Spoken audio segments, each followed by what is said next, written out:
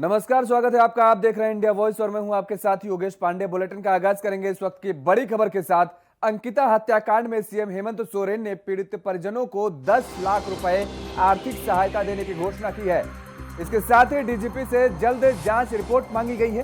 CM ने मामले को फास्ट ट्रैक कोर्ट में सुनवाई के निर्देश दिए हैं। दुमका पीड़ित परिवार को मुआवजा मिलेगा। अंकिता के परिजनों को 10 लाख का मुआवजा दिया जाएगा। फास्ट ट्रैक कोर्ट में मामले की सुनवाई होगी। मुख्यमंत्री ने ये बातें कही हैं और इसके साथ ही बड़ी कार्रवाई करने की बात कही गई है सीएम हेमंत सोरेन की तरफ से। सीएम हेमंत सोरेन ने ट्वीट कर इस बात की जानकारी दी है।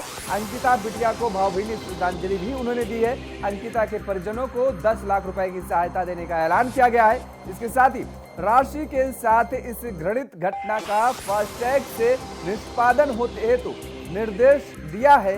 पुलिस महानिदेशक को भी उक्त मामले में एडीजी रैंक अधिकारी द्वारा अनुसंधान की प्रगति पर शीघ्र रिपोर्ट देने हेतु निर्देश दिया है। हेमंत सोरेन ने ये बड़े निर्देश दिए हैं। अंकिता के परिजनों को 10 लाख का मुआवजा भी मिलेगा। इसके साथ ही हेमंत सोरेन ने भावभीनी श्रद्धांजलि भी दी।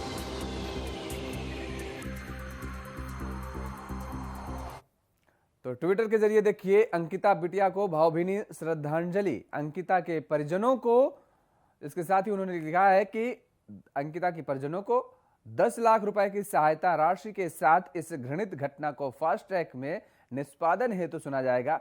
पुलिस महानिदेशक को भी उक्त मामले में एडीजी रैंक अधिकारी द्वारा अनुसंधान की प्रगति रिपोर्ट सौंपने के लिए कहा गया है।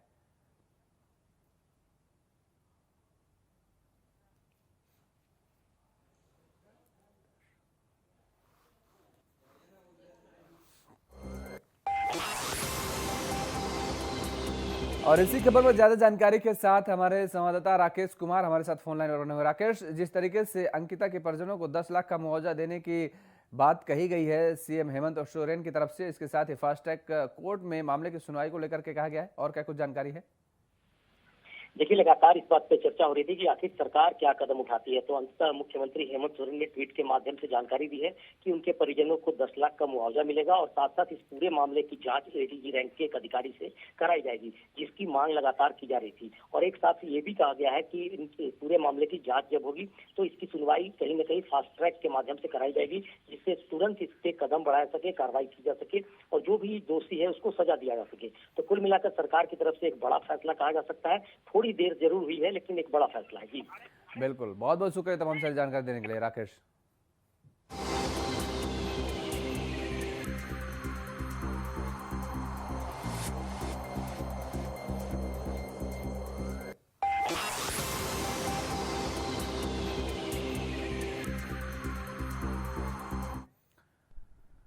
झारखंड के दुमका में अंकिता का अंतिम संस्कार कर दिया गया है। कड़ी सुरक्षा में उसकी अंतिम यात्रा निकाली गई। अंकिता 5 दिनों से जिंदगी की जंग लड़ रही थी, लेकिन 28 अगस्त को अंकिता की मौत हो गई। उधर दुमका में तनाव की स्थिति बन गई, जिसके बाद धारा 144 लागू की गई। दुकान बाजार बंद हो गए।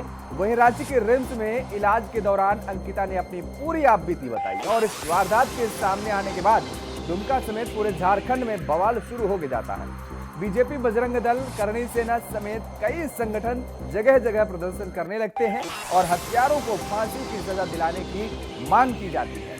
विपक्षी पार्टियां एक्टिव हो जाती हैं। बीजेपी का आरोप है कि जिस दिन हेमंत सोरेन पिकनिक मना रहे थे उसी रात अंकिता की मौत हो गई। इस घटना के बाद पूरी बीजेपी सरकार के खिलाफ हमलावर हो गई है। अब दुमका में सन की शाहरुख का लव जिहाद का मामला ये सामने आया है। सिरफिरे ने पेट्रोल डालकर आग लगा दी थी अंकिता को। अंकिता को अब इंसाफ कब मिलेगा, इस बात को लेकर के विपक्ष एक्टिव नजर आ रहा है झारखंड में। अंकिता की मौत पर आक्रोश भी देखने को मिल रहा है और ये कहा जा रहा है विपक्ष की तरफ से कि सरकार खामोश क्यों है, जबकि हालांकि सरकार की तरफ से ये निर्देश दे दिए गए हैं कि अब मामले की सुनवाई फास्ट ट्रैक कोर्ट में होगी। इसके साथ ही अंकिता के परिजनों को 10 लाख रुपए आर्थिक सहायता की मदद की बात भी कही गई है। पुलिस की गिरफ्त में मुस्कुराता दिखा शाहरुख, जिसके बाद लोगों ने तमाम सारे सवाल भी उठाने लगे हैं। दुमका में अंकिता की मौत पर अब बवाल नजर आ रहा है। रविवार सुबह रांची के रिम्स में अंकिता की मौत हो जाती है। मामला दरअसल 23 अगस्त का है, जब पेट्रोल छिड़क कर आग लगाई जाती है अंकिता को और सन की जब अंकिता पर पेट्रोल छिड़कता है और उसके बाद आग लगा देता है। वहीं दोस्ती की बात ना मानने पर शाहरुख नाम का युवक नाराज हो जाता है और मौत से पहले ही अंकिता ने ये बयान भी दिया है, ये बात की जानकारी दी है कि शाहरुख नाम का एक युवक है जिसने आग लगाई है, जिसने पेट्रोल अंकिता पर छिड़का है और उसके बाद आग लगाने का काम किया है। शाहरुख ने मुझे धमकी भी दी थी, इस बात को अंकिता ने कहा है। दोस्ती करने के लिए दबाव बना रहा था, अंकिता ने इस बात की जानकारी दी है। हिंदू संगठनों का हेमंत सरकार के खिलाफ अब प्रदर्शन देखने को मिल रहा है। हत्यारे शाहरुख को फांसी देने की मांग की जा रही है। जगह जगह धरना प्रदर्शन देखने को मिल रहा है झारखंड में, और खास तौर पर दुमका में ऐसी स्थितियां ज्यादा पैदा हो रही हैं। दुमका में लोग सड़कों पर उतरते नजर आए, लोग प्रदर्शन करते हुए नजर आए और फांसी की सजा आरोपी को देने की मांग की जा रही है। विरोध प्रदर्शन के बाद दुमका में अब धारा 144 लागू कर दी गई है और पुलिस ने आरोपी समेत 3 लोगों को अब तक गिरफ्तार कर ली है। लेकिन पुलिस की गिरफ्त में भी आरोपी मुस्कुराता हुआ नजर आ रहा था, जिसके बाद और भी लोगों में उबाल नजर आने लगा। इस तरीके से मुस्कुराते हुए जब उसकी तस्वीरें सामने आई हैं, उसके बाद लोगों की जो प्रतिक्रियाएं थी वो और सामने आने लगी और साफ तौर पर फांसी की सजा की मांग की जाने लगी इस आरोपी को लेकर के। पुलिस प्रशासन धर्म के नाम पर बटा हुआ है, बीजेपी ने यह बड़ा आरोप लगाया है। अंकिता को बचाया जा सकता था, भारतीय जनता पार्टी ने कहा है। दरअसल अब झारखंड में सरकार को घेरते हुए, हेमंत सरकार को घेरते हुए भारतीय जनता पार्टी लगातार नजर आ रही है और भी ज्यादा एक्टिव अप नजर आ रही है। एक बड़ा मौका मिल गया बीजेपी को। अंकिता के इलाज में लापरवाही हुई है, बीजेपी ने यह बड़ा आरोप लगाया है। मैं समझता हूँ जिसके साथ घटी है, जिस परिवार के लोग हैं वो तो पीड़ित हैं, उनके मन में जो कष्ट हो रहा है, उसके साथ साथ पूरा समाज आक्रोशित होता है इस तरह की घटना से। इसलिए राज्य प्रशासन को ये सुनिश्चित करना चाहिए फास्ट ट्रैक में इसके ट्रायल किए जाएँ, इसके सारे चीज़ों को जांच पड़ताल करके जो भी करना है चार्जशीट करके इसको तुरंत ये सुनिश्चित करना चाहिए। जो है ये क्रूरता घटना से पूरा दुमका और झारखंड सहित बहुत ही मर्माहत है और जिस तरह से घटना घटी है इससे हम लोग सभी दुखी हैं और साथ ही साथ कहेंगे कि जो भी व्यक्ति इस तरह का घटना किया है उसको बहुत जल्दी फांसी का सजा मिले, ये भारतीय जनता पार्टी का मांग है। और हम कहेंगे कि प्रशासन से भी झुलस जाने के बाद संघर्ष करती रही, लेकिन शासक वर्ग का ध्यान उस पर नहीं गया। उसके ऊपर एक यौन संबंध बनाने का प्रेशर डाला था शाहरुख ने। जब उसने मना किया तो उसने पेट्रोल डालकर उस पर आग लगा दी और उसके बाद वो 6 दिनों तक रिम्स में अपने जीवन और मौत से संघर्ष करती रही, जो मुख्यमंत्री के घर से सिर्फ 4 किलोमीटर दूर है। मुख्यमंत्री अपने विधायकों और सांसदों के साथ पिकनिक मनाने 100 किलोमीटर की यात्रा करके आ जाते हैं, सेल्फी खिंचवाते हैं, लेकिन इस बेटी की सुध लेने सरकार का कोई भी नुमाइंदा और हमारा प्रयास है कि जल्द से जल्द उसको सजा मिले। और ऐसी घटनाओं के लिए समाज में कोई जगह नहीं, लेकिन दुर्भाग्य है कि आज के वर्तमान परिस्थिति जैसे ऐसी घटनाओं को अंजाम दे रहे हैं, पारिवारिक सब चीज़ें बहुत आज देश में समाज की विषय पर चर्चा करना चाहिए कि आज जिस तरीके की घटनाएं इस तरीके से हो रही हैं, करके सभी लोग इलाज डॉक्टर को करना है, राजनीति नेताओं को करना है।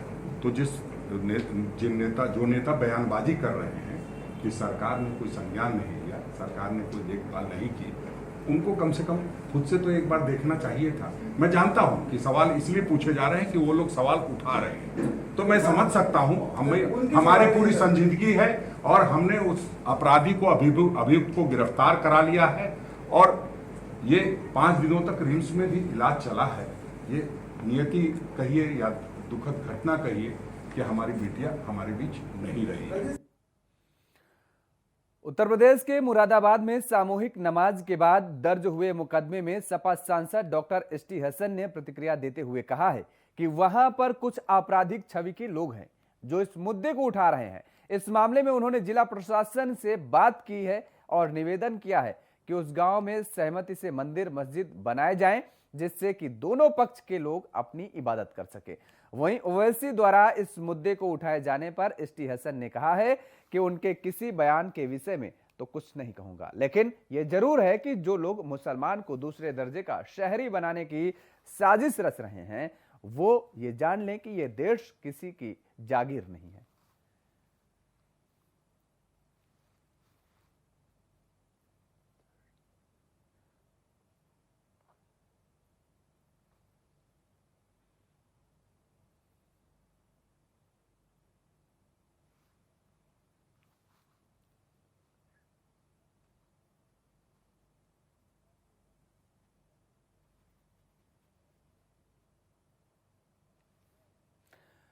तो वहीं उत्तर प्रदेश के मुरादाबाद की थाना छजलैट के दूल्हेपुर गांव में दो संप्रदायों के बीच पूर्व में हुए फैसले के तोड़ते हुए सामूहिक रूप से नमाज पढ़ी गई और इस मामले में 26 लोगों 16 नामजद 10 अज्ञात लोगों के खिलाफ पुलिस ने मुकदमा दर्ज किया है। एसपी देहात संदीप कुमार मीणा ने इस पूरे मामले में जांच के आदेश दिए हैं। वहीं इस मामले में शिकायतकर्ता का कहना है कि गांव में कोई मंदिर नहीं है, लिहाजा हम लोग पास के ही गांव में पूजा करने और जल चढ़ाने जाते हैं। यहाँ हम कोई नई परंपरा शुरू नहीं करने जा रहे हैं और ना ही चाहते हैं। हमने जब नमाज के लिए मना किया तो ये लोग नहीं माने थे और थाने में शिकायत दर्ज कराई।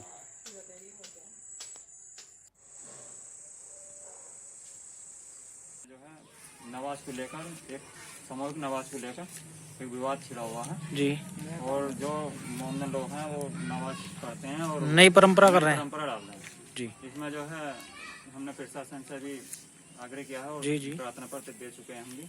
इसमें उनके कहने से भी वो नहीं रुक रहे और हमारी प्रशासन से भी रिक्वेस्ट है कि इसमें हमारी जो मदद की जाए और जो है नमाज को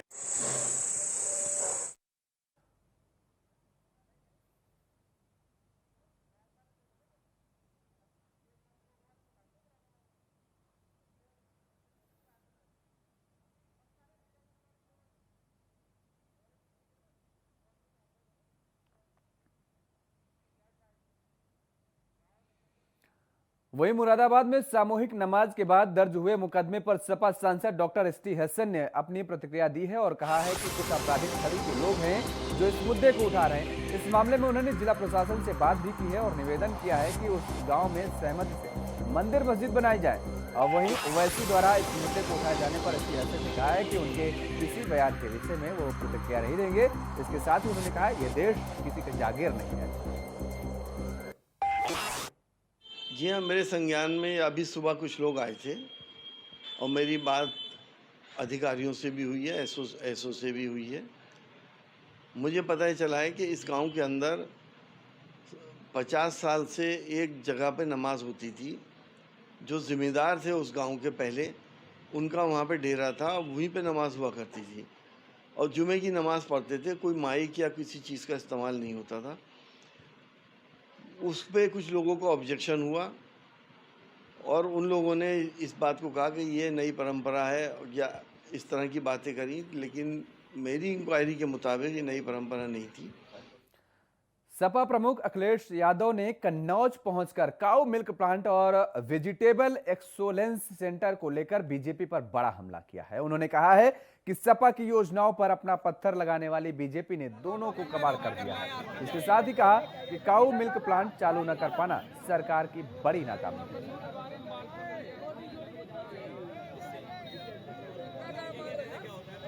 जो दोषी हैं उनके खिलाफ कार्रवाई क्यों नहीं कर रहे हैं? भैया सरकार दावा कर रही है गड्ढा मुक्त सरकार यानी रोड रहेगी। आप अभी जिस रोड से आए हैं उसमें आपको गड्ढे जो मिले उसमें हम और आप अगर 3 कदम आगे चल जाएं तो हम और आप डूब जाएंगे। इतने बड़े गड्ढे हो गए भैया। आप अगर पत्रकार साथियों बाएं से अगर इधर चले जाओ तो डूब सकते हो। हम तो चाय इसलिए नहीं पी पा रहे कि इतना बड़ा गड्ढा है जिसमें 1 मीटर पानी बह रहा है। 1 मीटर पानी बह रहा है। अगर हम जाएं तो हो सकता है हमें पजामा ऊपर करना पड़ेगा तब जा पाए। 2 दिवसीय दौरे पर किशनगंज पहुंचे केंद्रीय गृह राज्य मंत्री नित्यानंद राय ने सीएम नीतीश कुमार पर और महागठबंधन सरकार पर जमकर निशाना साधा है। इस दौरान उन्होंने कहा कि सीएम नीतीश कुमार पर हमला बोलते हुए कहा कि खुद के पीएम मटेरियल मान लेने से कुछ नहीं होता। देश की जनता ने नरेंद्र मोदी को पीएम पद के लिए आरक्षित कर लिया है। राय ने आगे कहा कि बिहार की जनता बीजेपी की ओर ही देख रही है। संस्था के विषय में कह रहे हैं, वह स्वतंत्र संस्था है, वह संस्था किसी के अधीन नहीं है। अगर ऐसा होता तो यही सीबीआई लालू परिवार में 1996 में, 1997 में, 2003 में जब उन पे जांच का आदेश हुआ, जिस समय वह चार्जशीट दाखिल हुआ, जब उनको दोषी ठहराया गया, उस समय तो भारतीय जनता पार्टी की सरकार नहीं थी। देवरिया में गिरोहबंद और समाज विरोधी कार्यों में लिप्त हत्या के आरोपी का मकान प्रशासन ने कुर्क किया है। बघौच घाट थाना क्षेत्र के मोतीपुर गांव निवासी फरार अपराधी कयामुद्दीन पुत्र इसहाक के निर्माणाधीन मकान को कोर्ट के निर्देश पर अधिकारियों ने कुर्क कर दिया है मकान और मकान को सील कर अपने कब्जे में ले लिया है। कयामुद्दीन द्वारा अपने पैतृक भूमि पर बनवाए जा रहे 2 मंजिला मकान का आकलन जिला प्रशासन ने लोक निर्माण विभाग से करवाया है। लोक निर्माण विभाग के आकलन के अनुसार मकान अनुमानित 32,31,000 रुपए की कीमत का है।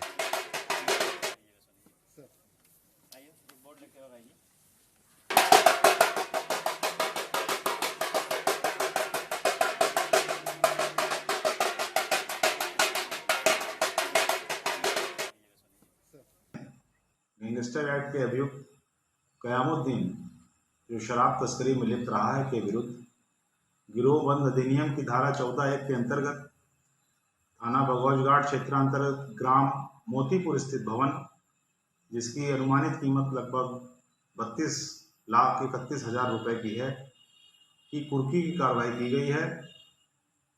उक्त अभियुक्त के विरुद्ध जनपद के विभिन्न थानों में शराब तस्करी के अतिरिक्त अन्य कई गंभीर अपराधों के अपराध पंजीकृत हैं।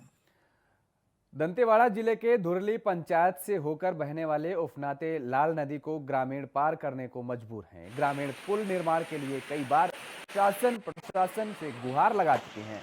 वहीं धुरली से मोलसनार जाने के लिए ग्रामीणों को नदी पार करके जाना पड़ता है। नदी पार करते समय कब क्या हादसा हो जाए, हमेशा खतरा बना रहता है।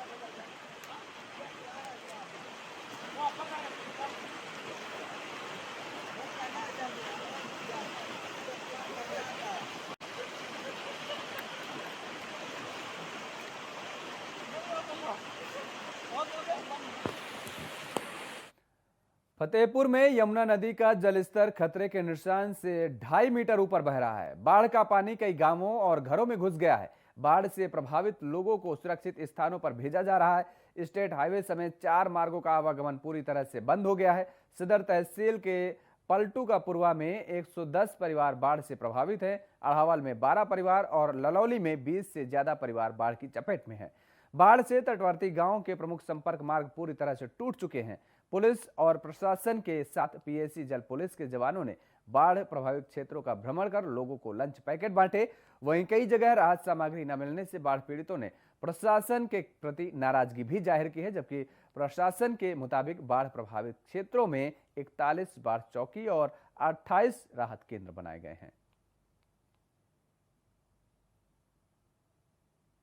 5 से 6 गांव जो है बाढ़ से प्रभावित हैं, जिनमें 2 गांव मुख्यतः पलटू का पुरवा और अढ़ावल, जिसमें लगभग पलटू का पुरवा में 110 परिवार अभी प्रभावित हैं और अढ़ावल में 10 से 12 परिवार प्रभावित हैं।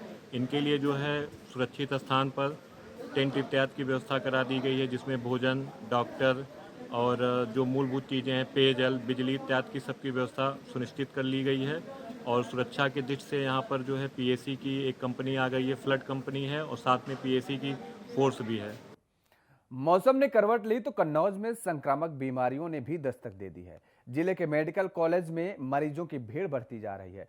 अव्यवस्था का हाल यह है कि घंटों भटकने के बाद भी मरीजों को दवाएं नहीं मिल पा रही हैं। मेडिकल कॉलेज में परेशान मरीजों पर देखते हैं। जिस मेडिकल कॉलेज में कुछ दिन पहले तक 700 से 800 मरीज आते थे, लेकिन यह आंकड़ा अचानक 1,500 से 2,000 हो गया है। डॉक्टर मरीजों की बढ़ी संख्या की वजह वायरल को बता रहे हैं। दूसरी तरफ आने वाले मरीज अव्यवस्थाओं के चलते घंटों भटकते नजर आते हैं।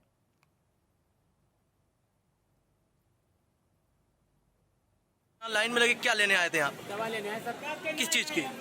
कमर में दर्द हो रहा सर। तो कितनी देर में लाइन से लगे आप? सर बोल रहे 2 घंटे हो चुके हैं सर। सब कमी है 2 घंटे लाइन में दवा ऐसे मिले तो क्या हो गया? आपको क्या लग रहा है यहाँ पर? ऐसे दिन मेरे शाम तक दवा नहीं मिल पाएगी। अच्छा, तो लाइन में आप लगे रहेंगे क्या? नहीं मिले चले जाएंगे। अच्छा, कुछ लोग खाली भी लौट जाते होंगे? हाँ चले जाएंगे, काफ़ी लोग चले गए। जो है वायरल फीवर बहुत तेज़ी में फैला हुआ है और हमारी ओपीडी जो पहले 1000 के नीचे रहती थी आजकल जो है वो 1500 से 2000 तक पहुंच रही है पर डे। लेकिन हम लोग उस पर विचार कर रहे हैं कि भीड़ को कम कैसे किया जाए। तो प्लानिंग कर रहे हैं हम लोग कि हम भीड़ शिफ्ट करें फर्स्ट फ्लोर पे जो हमारी ओपीडी चलती है, पीडिया की, डेंटल की, आई की और ENT की, तो इनके रजिस्ट्रेशन हम लोग चाह रहे हैं कि ऊपर ही हों और उनकी मेडिसिन भी ऊपर से ही मिले। सरगुजा के बतौली थाना क्षेत्र के आरक्षक ने दुकान में घुसकर दुकान मालिक को जमकर गालियां दी, जिससे दुकान संचालक समेत आसपास के व्यापारी भी दहशत में आ गए। बताया जा रहा है कि आरक्षक नशे में धुत था। वह वीडियो वायरल होने के बाद एसपी ने आरक्षक को निलंबित कर दिया। मिली जानकारी के अनुसार मामला बतौली थाना क्षेत्र का है, जहां आरक्षक कमरराम कश्यप पदस्थ है। तू इधर आ, पहले तू इधर आ। ले जा तू है यहाँ पांडे मेरे को फोन किया था ना थाना प्रभारी, यहाँ ना कुर्सी में यहाँ मेरे को तू नहीं समझ पाया ना मैं कौन हूँ। मैं पैसे तो ना बोल रहा हूँ तेरे को। मोबाइल कहाँ चला गया? 9926 मेरे को नहीं समझ पाया ना मैं कौन। मेरे को नहीं समझ पाया ना मैं कौन हूँ। यहाँ कौन आएगा बताना? तेरे पास कोई नहीं आएगा। तू बंदना कोट का है, झारखंड का। तू मेरे को नहीं समझ। 1 सप्ताह से मैं परेशान था, मेरे को नहीं समझ पाया। अभी इतना मारूंगा ना रूढ़ में निकाल 9926 लगा ना लगा ना मोबाइल गिर गया। मेरे को नहीं समझ पाया ना तू। मैं कहीं का हूँ 1000 2000 मेरा जिंदगी कितना समझता है। ये कल रात को एक सोशल मीडिया के माध्यम से एक वीडियो वायरल हो रहा था, जिसको लेकर चूँकि मामले में आरोप लगा था कि एक आरक्षक जो बदौली थाना में पदस्थ है उसके द्वारा ऐसा किया जा रहा है। ऐसी सूचना पर इस मामले को गंभीरता से लेते हुए पुलिस अधीक्षिका महोदय ने इसमें उसको प्रारंभिक जांच के तो आदेश दिए ही हैं, साथ ही साथ उक्त आरक्षक को अभी सस्पेंड करके उसे लाइन अटैच कर दिया गया है और मामले में भी जाँच जारी है।